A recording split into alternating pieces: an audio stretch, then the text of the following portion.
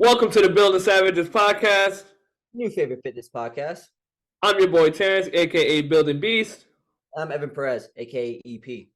On this podcast, we talk to our fellow coaches, athletes, and everyday gym goers about health, fitness, business, entrepreneurship, self growth, and so much more.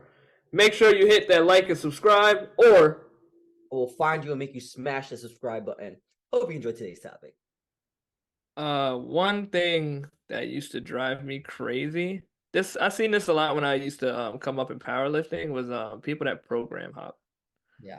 And any training plan, a few things have to happen for you to get the results that you're looking for, but one of the main things is like sticking to the plan.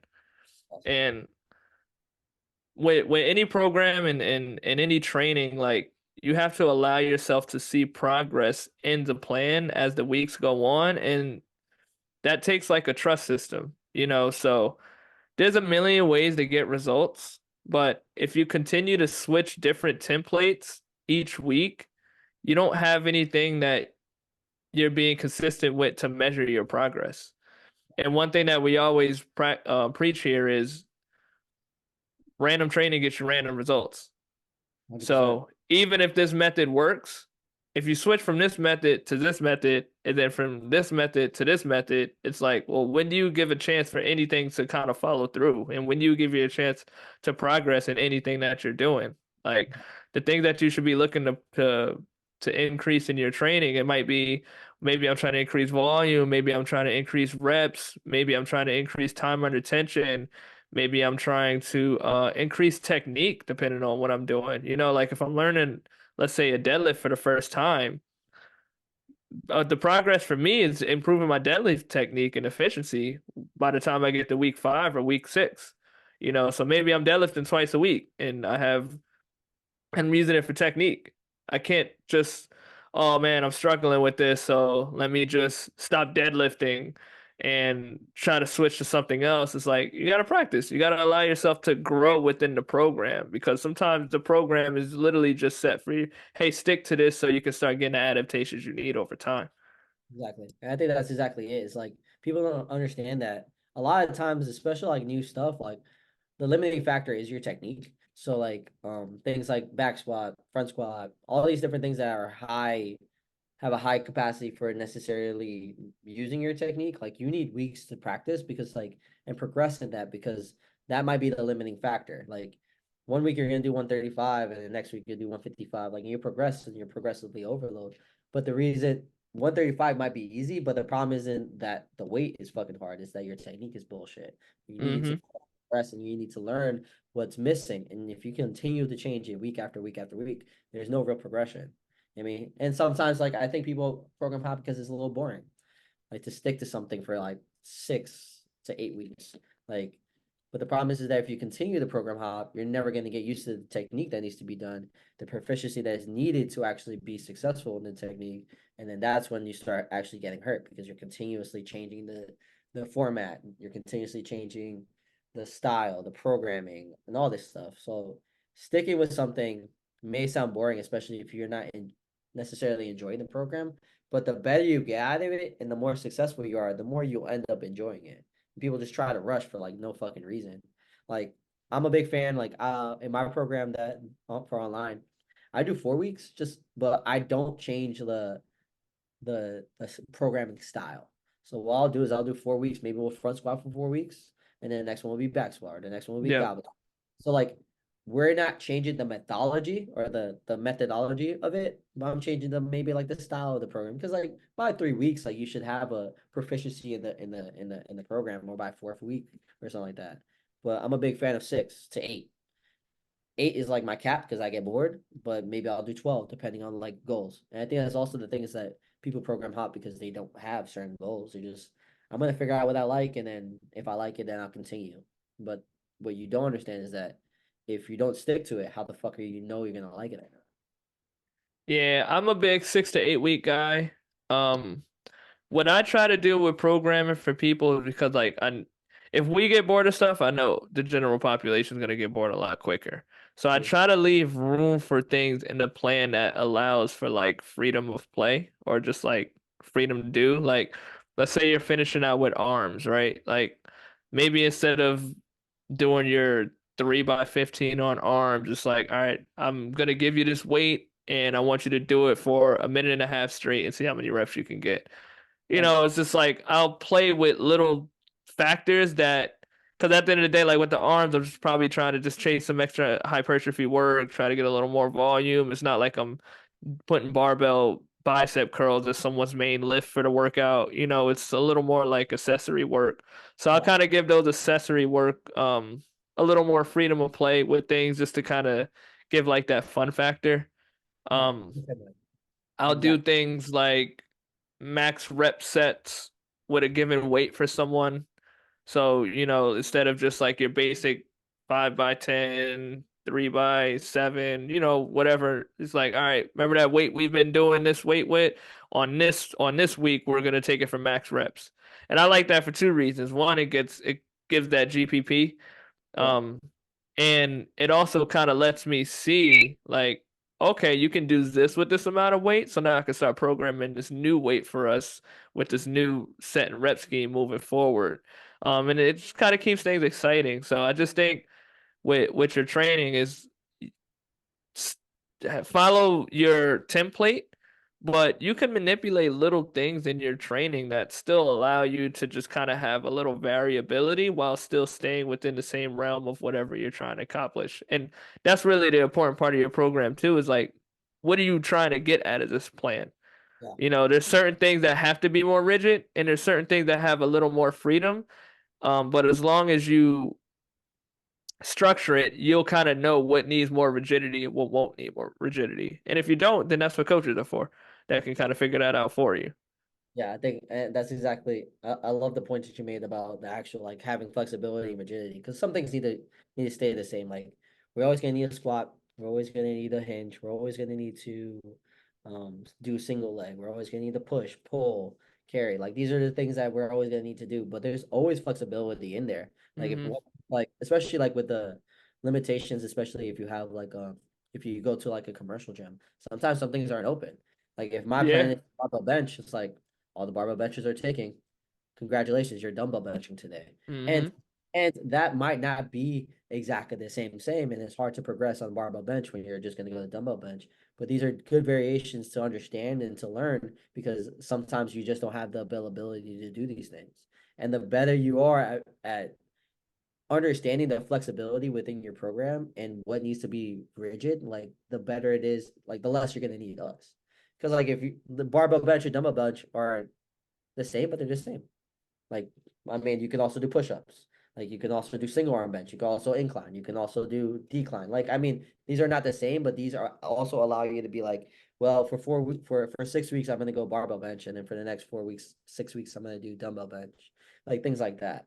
So things Depends on the population you're talking about too. That's a big part too. Like the most of the population that we'll be working with, at least that we're working with at the moment, like we have more flexibility to do that. But like if someone's training in the sport of powerlifting and weightlifting, like you kind of need what you need. they do need it. Yeah, that's fair too. 100% fair.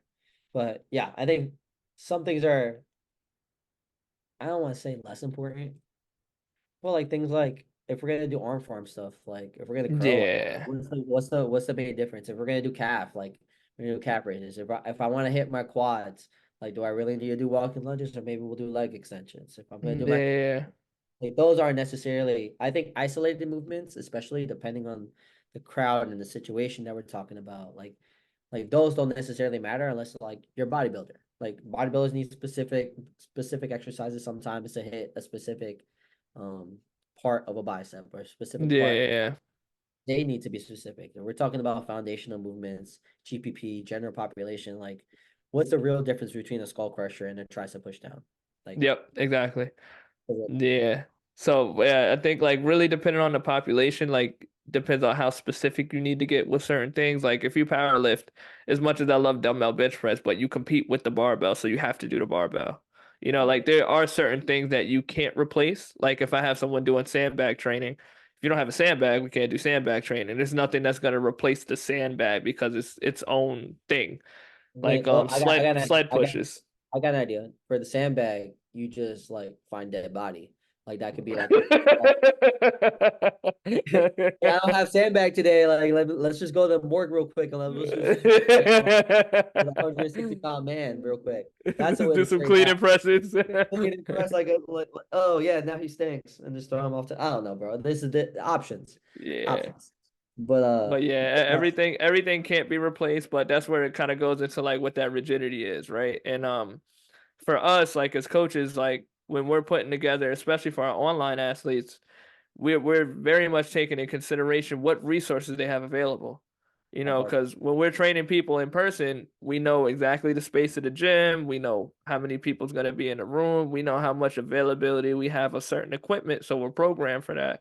But when you're working with somebody online, you take what their goals are. Hey, what's your equipment that you're going to be working with? Because based off of that is how I'm going to need to structure this. So, and a lot of people that work in these commercial gym settings that just want to be in shape, like you said, if I got you barbell benching one day and you walk in the gym, and this is a very normal occurrence where all the racks are taken up, especially if you're one of the people that go to the gym in the afternoon or the evening. It's a very normal thing that this is going to be the case. Hey, you gotta grab some dumbbells today, man. We gotta make it work. Make it a little more volume today because like the central nervous system is as affected with dumbbells than it is with barbells. So maybe we just add an extra set in there, but we'll keep you around the same rep range or something like that. You know, whatever the case is, and that's for us to communicate with our athletes when these things happen. But push-ups, I'm a big push-up guy. If all comes to fail, like get on the ground, do some push-ups, man. It'll get the 100%. job done. Like yeah, for me it's like if all the barbells are taken with back squat, front squat, whatever like that, and you don't want to do. I mean, we're gonna go rear foot. Like if we want the most bang for your buck, and you don't want and you don't have a bunch of equipment, we're going rear foot. We're going reverse Yeah. lunges, like things like that. It's um, but getting back to like the length of programming and stuff like that. Like every two, I think every 2 weeks is too short. Every 4 weeks might be a little short. Like 6 to 8 weeks is perfect. And I think you Yeah. just have to figure out where your goals are. Like if you're gonna keep hopping back and forth and then complaining that I'm not getting better at anything, like I'm sorry, you're not sitting there long enough to actually progressively overload. And that's the most important thing is being able to progressively overload on things week by week by week. And sometimes like we talked about before, is like sometimes it gets to the point where like there's impossible to progressively overload, but there are other ways to progressively overload. Like you can go eccentrics, you can go pauses, you can shorten the range of motion, you can make it You can less increase the range of motion. You can do the complete opposite. you Yep. can increase the range of motion. There's a whole bunch of other things that you guys can do. But like keeping the same thing from week to week to week is the known way and the best way to reach whatever fucking goal that you want. It doesn't matter. Be 100%. It doesn't matter what goal that you have. If your Yeah. goal is to build muscle, lose fat, get stronger, become indestructible, like you need to kind of stick to a plan. Like it's just like anything else. Like you wouldn't just hop into a different fucking water. Like if you see a shark in there, you're gonna hop in that water, or just gonna hop out. Like I just I don't get it. There's no point of it. That was And that. it's important to know that most programs take about 2 to 3 weeks to get acclimated to as well. Right. You know, like especially when you're dealing with like a new athlete, maybe they're not really acclimated to how you work. So it's like a lot of it is you got to introduce the movements, you got to introduce the speed of the training session itself. Um, you got to make sure people are doing the right tempos that you're looking for. We're really trying to make sure that we're achieving the training effect that's desired for this workout. You know, and sometimes that could take 1 to 2 weeks, you know. Usually the third week is when people start getting into a rhythm, and that's why I don't really like cutting my plans at 4 weeks because right when you're getting in a rhythm, I don't want to switch it. I want to allow myself to kind of get this groove and be able to progress from some of the minor things that you're working through in those first 1 to 2 weeks of a program. It's just like that adjustment period. First Yeah. week is intro in. It's like, okay, like this is what's going on here. Second week, you have some familiar I can't even speak right now. Some Yeah. familiarization from the previous week. So now it's like, okay, I get what's going on here, so you're in a better rhythm. But at third week, you're pretty much in tune. Yeah. That's how most programs play out. And what we're looking for while we're on a program too, we want to adapt to what's going on. Like that's the whole thing that we're shooting for. We want to adapt and we want to overcome to the adaptations as well. And that's Yeah. what you're looking for in a program. That's why it's not good to program hop, because it's like if you didn't allow yourself that period of actually adapting to the stimulus or even improving on the things that this program is intended on doing, it's like you jumped out too soon. So it's like now what are we measuring for our progress at this point? Yeah, it's yeah, don't rush. I think people want to rush the process. They either get bored, they try to rush the process because they don't understand the methodology or like the methodology of like keeping the same program all the whole time, because like we just have short attention spans. But people need to realize like the only way to get good at something is to do it continuously. Hmm. For your Repeatability, frequency. exactly, that's all it is. So once you understand that we're not asking 2 month, 8 weeks is nothing. Yeah. Especially like for the general population, 8 weeks is nothing. Like for people that are specifically powerlifting and doing anything, like 8 weeks, like is a long time because like they're probably doing the same thing exactly for 8 weeks, but 8 weeks is fucking nothing. It's 2 months of doing the exact same program and getting better at it. It would suck if you did 18 if you did 8 weeks and didn't get better at it, or you kept bouncing back and forth, and that's frustrating. But Yeah. 8 weeks of progress is like significant amount. Significant amount. And I think people need to realize that. What pointers do you have for someone to kind of wrap it all up that they should be looking towards with being on a program? I think that is a good question. I think number one is from getting familiar with like the style of the programming. I'm a big like if you're supersetting or figuring out like um where everything needs to be, what you equipment you need to use, like stuff like that. The adjustability depending on like um the time of day that's best to train for you and stuff like that. Um, because I think the hardest thing, especially like online training, is like being able to figure out what happens if I don't, like if I Mm. don't have that. So communicating clearly or figuring it out like by yourself, like what's another version of this, what's another version of that. I think another thing is like putting in the effort. And we're gonna talk about this in a later podcast, but um no understanding how much effort you need to facilitate an adaptation, and sometimes that takes weeks because first like we talked about before, the limiting factor is technique. Once you get the technique down, then you can understand how much effort you need to put in a certain technique that you need to do. um Other than that, man, it's just familiarizing yourself with the program and getting ready to have a goal in mind with a specific thing and trying to hit that goal. Make that shit realistic. If you are a 135 squatter and you want to hit 315, just know that shit not gonna happen in 8 weeks. But be patient. Try to progress week to week. Write down your numbers too. If I had any pointer too, it was like write down something if you always forget what your numbers are. Write it down. Because next week your goal is to start where you finish and try to go up from there. That's the only way progressing works. Like you can progress, and we talked about different ways to do it, but the one surefire way to progress is increasing the load in each technique or each movement from week to week if you're able to with good technique. Hmm. Yep. 100%. So my pointers would be kind of repeating off of some of the ones you said, but get familiar with the movements. Very, very important. That's in terms of technique, that's in terms of like your sets, your reps, your exercise tempos, and even the speed of the workout, so and also important to like familiarize yourself with the workout before you get into the session.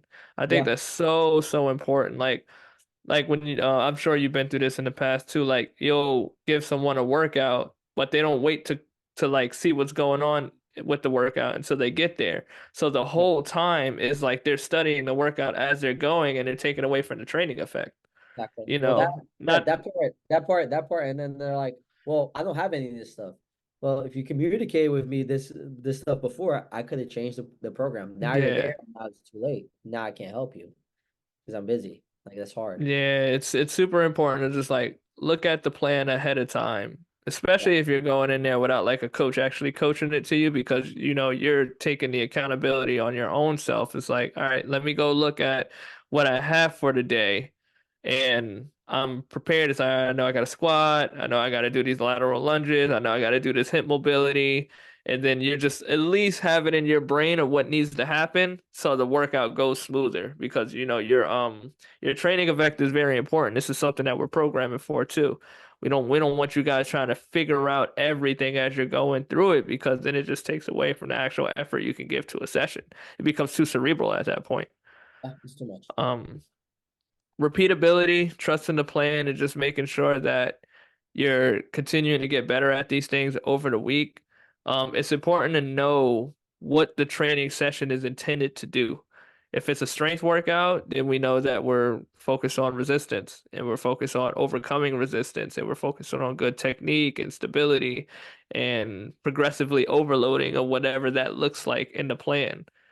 Um, Another good one is making sure that you're having fun with the plan too. Like, you know, that's a very important part too, that having things in your workout that allows you to have fun and kind of what I said earlier, just that rigidity part. There's certain things that need to be rigid and there's certain things that need to be flexible that just kind of allow for some fun in your program so it doesn't feel like everything is just so like one way to do things.